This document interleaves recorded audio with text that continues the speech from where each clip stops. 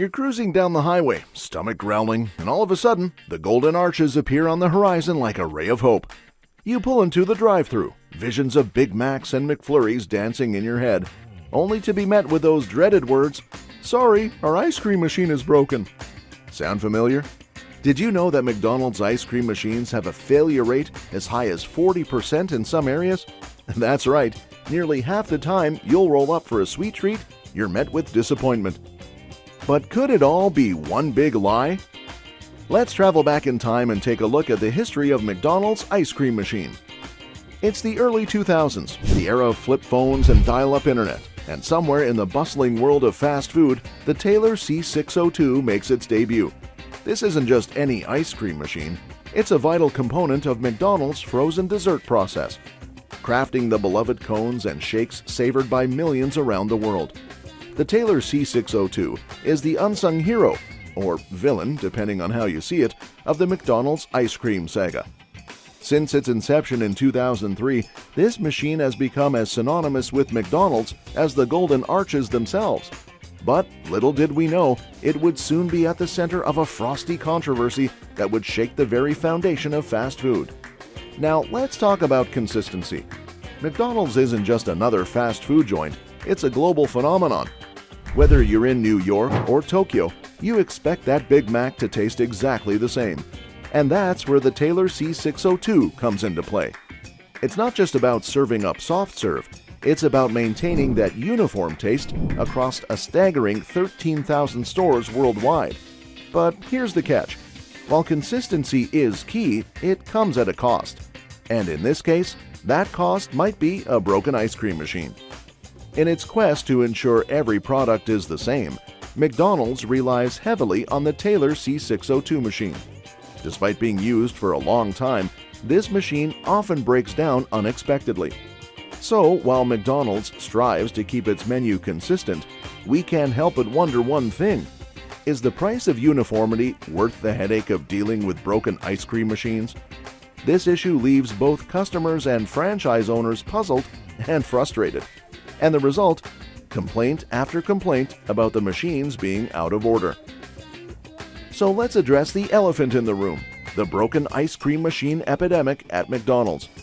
We've all been there, eagerly eyeing that soft-serve cone on the menu, only to be hit with the dreaded words, "Sorry, our ice cream machine is broken." It's become a running joke, a meme, and for some, a downright tragedy. But here's the thing, it's not a one-off occurrence. Oh no, this is a full-blown epidemic, with evidence pouring in from McDonald's locations far and wide. From the busy streets of New York to the sunny beaches of Los Angeles, customers are let down and left wanting. Denied a sweet treat due to yet another broken ice cream machine. And if you think it's a minor inconvenience, think again. We're talking about statistics here, folks. According to reports, the broken rate for ice cream machines in certain areas is as high as a staggering 40%. That's right, nearly half of the time you roll up to your local Mickey D's, you're met with the awful broken machine excuse. Now, let's do a little comparison shopping, shall we? While McDonald's struggles to keep its ice cream machines up and running, let's take a look at some of its competitors. Wendy's? Their Frosty machine seems to be churning out creamy goodness left and right, with minimal downtime. Chick-fil-A? They're dishing up those milkshakes with military precision. No broken machines in sight. And Burger King? Well, let's just say their ice cream machines are functional, though we all know the real star of the show is that Hershey's Sundae pie. So what's the deal? Why is it that this fast food giant struggles to keep its ice cream machines running smoothly? All the while, its competitors manage to serve frozen desserts without any problems. It's a question that's left us scratching our heads and wondering if there's more to this broken machine epidemic than meets the eye. But fear not, for we're just getting started on our investigation into the icy underworld of fast food. Which brings us to the machine itself, the Taylor C602. Picture this bad boy. Sleek, shiny, and promising to churn out ice cream and milkshakes with the flick of a switch. This machine is a key player in McDonald's frozen dessert empire, ensuring the famous Golden Arches are always stocked with sweet treats. Now here's where things get interesting. The Taylor C602 isn't your run-of-the-mill ice cream machine. Oh no, It's a multitasking marvel, capable of whipping up both ice cream cones and creamy milkshakes with ease. Talk about versatility! But wait, there's more. This powerful machine has self-cleaning features, which means no late-night scrubbing for McDonald's employees. Instead, a 4-hour heating cycle kills bacteria, leaving the machine clean and ready for another day of serving soft serve.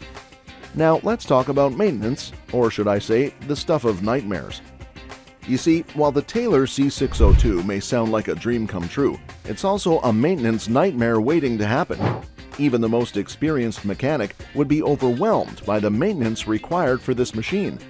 For example, the maintenance schedule demands replacing 16 parts every 3 months. In addition to this, several other tasks must be completed every 6 months. It's a never-ending list of chores for McDonald's staff. And let's not forget about the costs associated with all this maintenance.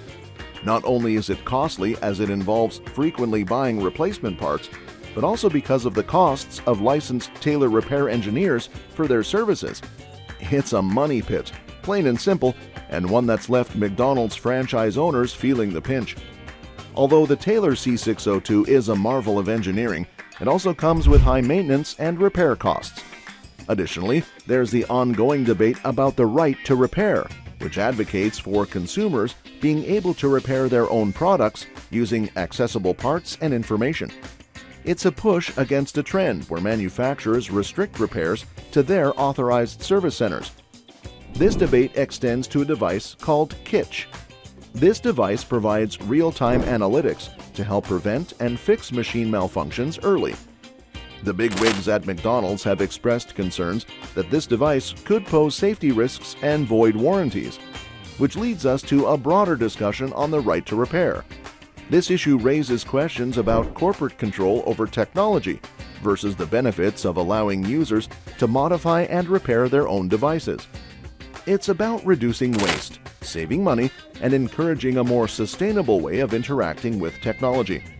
Which brings us back to McDonald's and a little device called Kitch, a smart device designed to optimize the temperamental ice cream machines at McDonald's. This device provides immediate updates and warnings to prevent issues from getting worse. Sounds helpful, right? However, things got a bit frosty when McDonald's sent out a notice to its franchisees in 2020.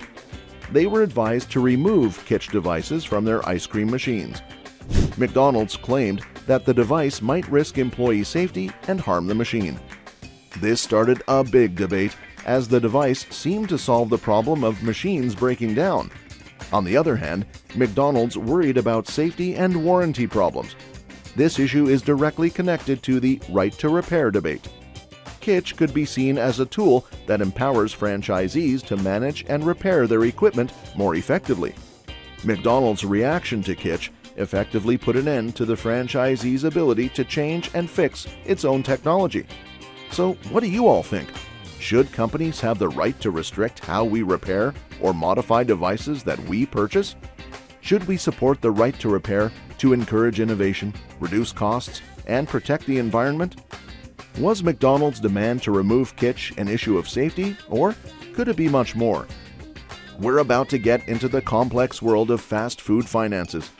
McDonald's, the titan of the industry, and Taylor, the unsung hero, or villain depending on how you see it, behind the scenes. These two may seem like unlikely bedfellows, but when it comes to business, they're as intertwined as a double helix. You see, McDonald's success isn't just about flipping burgers and serving fries. It's also about keeping those ice cream machines humming along like well-oiled machines. And who better to provide those machines than Taylor, the go-to supplier for McDonald's frozen dessert needs. But here's where things get interesting. McDonald's isn't just another customer for Taylor, it's a lifeline. With over 13,000 stores worldwide, McDonald's represents a massive chunk of Taylor's revenue stream. So when McDonald's thrives, Taylor thrives. And when McDonald's hits a rough patch, well, let's just say Taylor feels the pain too. Now, let's talk about the big picture, the stock market. We're talking about Middleby Corporation, which owns Taylor, and how its stock prices heavily fluctuate based on McDonald's performance. You see, when McDonald's stock takes a nosedive, Middleby Corporation isn't far behind. It's like a game of financial dominoes, with one company's success or failure impacting the other. Take, for example, the events of 2020. When the COVID-19 pandemic sent shockwaves through the fast food industry.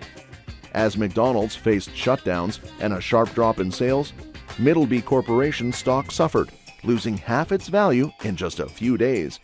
It's a stark reminder that when it comes to the world of fast food, what's good for McDonald's is often good for Taylor, and vice versa. So whenever you enjoy a Big Mac or a McFlurry, remember there's more going on than meets the eye. Behind the scenes, there's a complex financial interaction with McDonald's and Taylor, each depending on one another in a way that significantly affects their finances. The Vanguard Group, a huge investment company, is involved with both McDonald's and Taylor. Now you might be wondering, what's the big deal? Well, let me tell you. When it comes to investing, Vanguard isn't just dipping its toes in the water, it's diving in head first. With stakes in both McDonald's and Taylor, Vanguard isn't a bystander, it's a major player in the fast food finance game. But Vanguard isn't alone in this little dance of financial intrigue. Oh no. We've got heavy hitters like BlackRock Group and Wellington Management joining the party. These guys aren't casual investors, they're major players with billions of dollars on the line in both McDonald's and Taylor. Now here's where things get really interesting. Think about it like this. If you're a bigwig at Vanguard, you've got a vested interest in seeing both McDonald's and Taylor succeed. After all, when McDonald's stock goes up, so does Taylor's, and vice versa. These major investors influence many business decisions and partnerships. Whether they're forming new alliances or making strategic investments, they play a significant role in guiding McDonald's and Taylor towards financial success.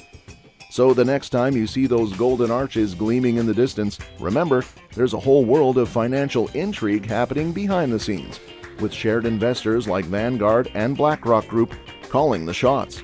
It's a fascinating glimpse into the inner workings of the fast food industry, where money talks and shared interests reign supreme. Now, the next time you drive by your local Mickey D's, you'll remember the complex story behind each broken ice cream machine. From the strong financial connections to the challenges of machine upkeep, the tale is as rich as a perfectly prepared McFlurry. So what are your thoughts on this? Let us know in the comments below.